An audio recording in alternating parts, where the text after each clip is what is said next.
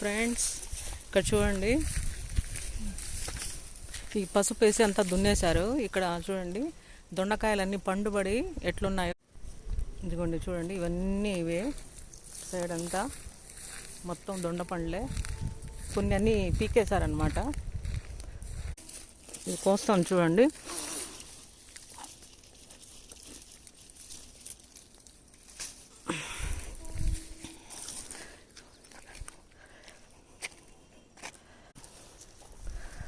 దొండ పండులు అంటారే అవి ఇవి. దొండ పండు లాంటి మొగుడు వస్తాడు, అబ్బాయి పుడతారు అంటారు కదా, సో ఇదే అనమాట. చూడండి ఎలా ఉన్నాయో. ఇవి తింటే తీయగా ఉంటాయంట, తిని చూస్తాను.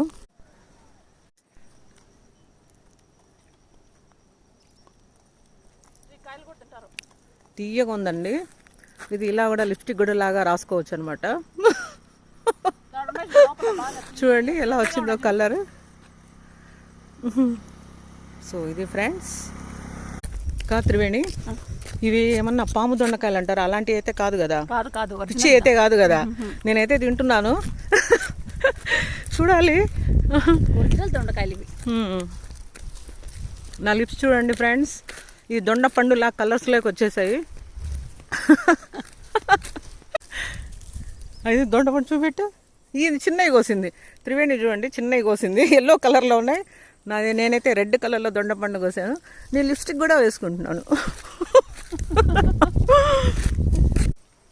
చూడండి ఫ్రెండ్స్, లిప్స్టిక్. త్రివేణి నువ్వు కూడా పూసుకో, మంచి రెడ్ కలర్